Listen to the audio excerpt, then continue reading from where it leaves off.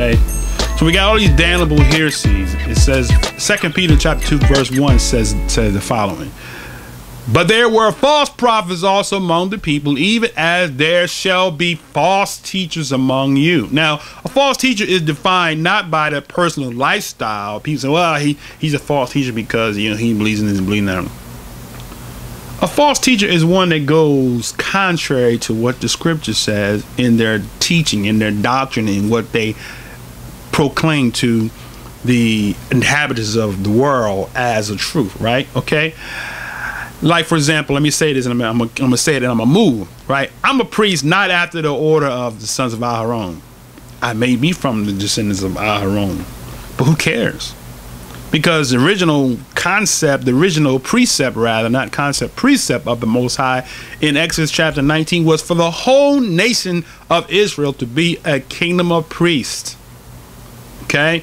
So, Mashiach, Yahshua, that's another lesson. Okay? He is, and you can look that up. You don't have to take my word. Look up the word salvation, right? In Hebrew, right? And you'll see that salvation in Hebrew is Yahshua. That's what it means. That's what it is in Hebrew. Okay? That's a wrap. You don't have to go any further with that. In any dictionary, in any Hebrew study, Yahshua means salvation. Okay? Now, so he says, there shall be false teachers among you who privately shall bring in damnable, right, ruin or loss. I'm not teaching you nothing ruin when I tell you to stick with the scriptures, to stick with what the scriptures say. You might not like a decision that I do. You might not like something that I teach. You might, it might not be your preference. You might not like something that I've done. We all have sinned and come short of the glory of the Most High Yah. So who's pointing the finger? We all need prayer, right? So, but a person that's teaching a damnable heresy is a person that goes contrary to the code of ethics of the word of the Most High Yah. That's how you define a person who is a false teacher. If you look through the scriptures, you cannot prove me wrong when I teach what I teach, because I come straight out the book. You might not like it. You may say it's not for me, but you cannot go against what I've taught because I've given you what it says in the scriptures. Right? I try to walk my life in parallel to what the scriptures say. I'm human. I make mistakes like the next person, but I try to walk in agreement with what the scriptures say. So don't fault me because I'm human and I make a mistake like you make mistakes, right? All right? Now, also, at the same token, a false teacher, just like I just said, is one that goes contrary to the teaching, to the code of ethics of Torah, or the instruction. Follow me in Torah and prove me wrong. That's all I'm saying. Okay? Now, I may go in a roundabout way to get somewhere, but I guarantee I use Torah to get what I'm giving you, right? All right, now. So he said, there shall be false teachers among you who privately shall bring in, privately, okay, he says here, that they shall lead in aside, introduce I gotta look at this here. Surreptitiously. Man, that's a big word. Let me look this word up here in the dictionary. Okay, it's spelled S-U-R-R. So let's go there. Man, this is good here. I wasn't planning on going there, but let's go there. All right. All right, super. Okay, S-U-R-R. S-U-R-R-E-P. Okay, here it is. I found it right here. Surreptitious. Is that right? Surreptitiously. Okay, surreptitiously. Okay, so it means obtained, done, or made by clandestine or stealthy means, acting with marked or by stealth, to take away secretly. Okay, so privately, to take away secretly. So in other words, basically, I'm gonna just break it down to you in a nutshell. We the only ones right. Everybody else is wrong. If you don't say it the way I say it, if you don't pronounce the Father's name the way I pronounce it, if you keep the feast days and we tell you that you're not supposed to keep them, then you're wrong and we don't have no fellowship with you, because Yah told our leader that we shouldn't keep the feast days. That is a damnable heresy. Privately bringing damnable heresies, even denying Yahweh that brought them and bringing upon themselves swift destruction. How do you deny Yahweh? By twisting what he said and say, oh, we can't do that because Yah spoke to our leader and said we're not supposed to do that. That's a damnable heresy. It's false. I don't care if you got 2,000 people in your movement. You got 2,000 people that are wrong.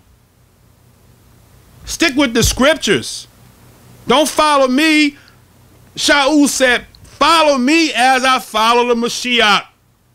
The Mashiach followed Yah, Yahweh, the creator of heaven and earth, to do what? His law, to do what he said to do. So you follow me as I follow Mashiach. If I give you some concept that's not connected to the precept, don't follow that. Don't follow me. Don't follow that false leader that's got a website, that's got hundreds of people, that's got camps over here, that's got an organization over here, that's got an organization over there. There's a bunch of Israelites camps out there that are wrong because they've gone away. They've gone astray. Right? Let me go back. Let's go to Judges. Okay, let's go to Jude. Okay. I'm going to get back to where I was, but man, I'm covering a whole lot of territory today. The Ruach is covering it. I'm not covering it. I'm just the voice, the mouthpiece he's using right now. All right, now, let's go to Jude. All right. Jude chapter 1, verse 3. And let's read that. Okay, let's put this down for now. I think I'm done with that for this moment here. All right, Jude chapter 1, verse 3. And it reads, he says, beloved, when I gave you all diligence to write unto you of the common salvation, it was needful for me to write unto you and to exhort you that you should earnestly contend for the faith which was once, what? Delivered?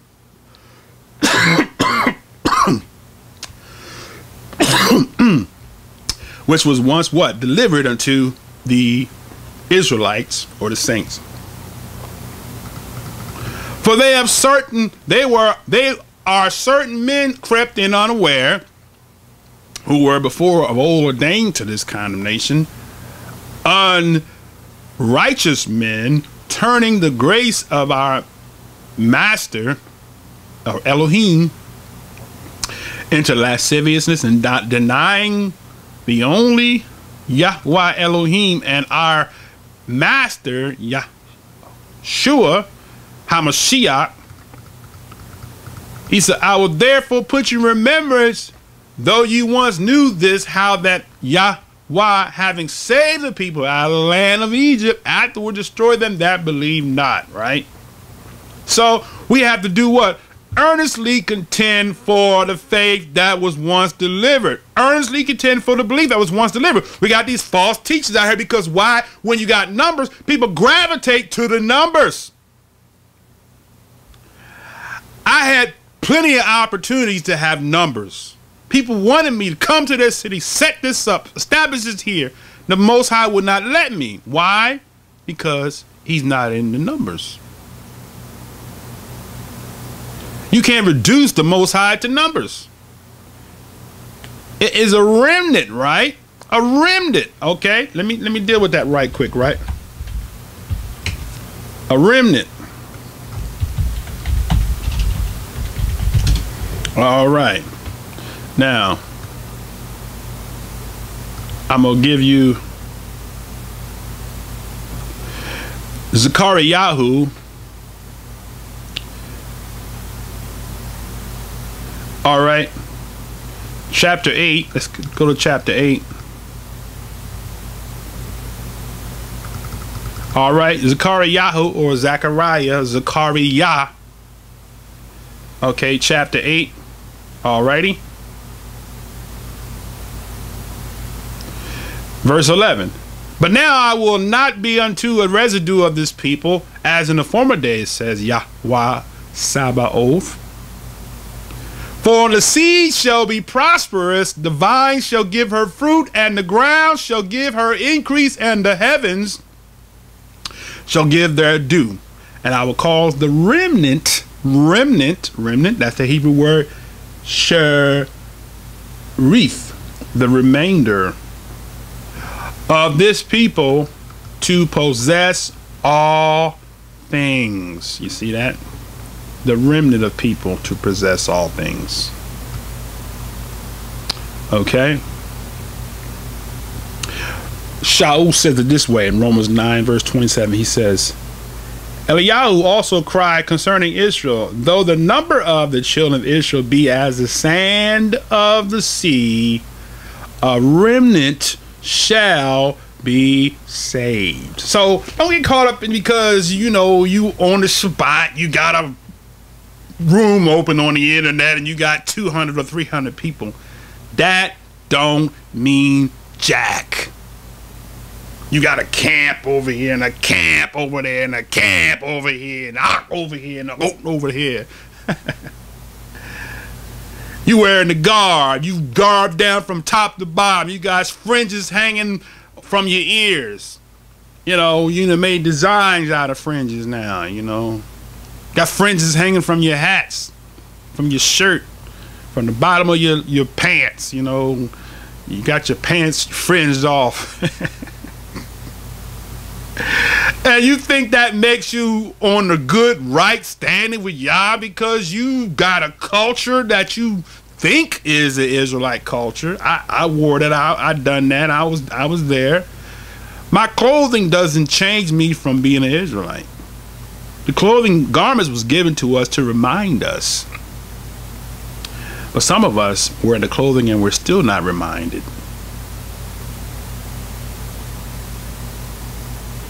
Think about it. The clothing was to remind us. Numbers chapter 15 verse 38, and it reads as follows. Okay, my page is getting a little tired there.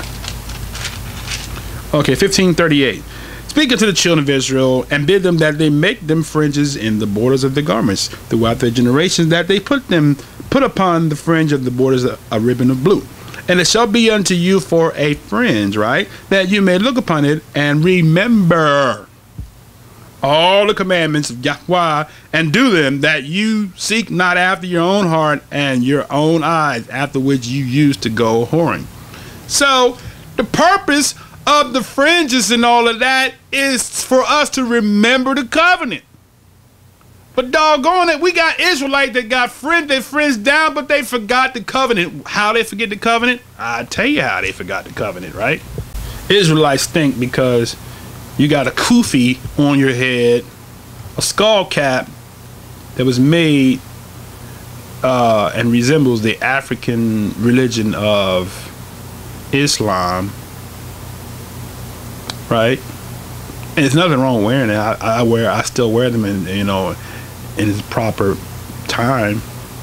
But the reality matter is that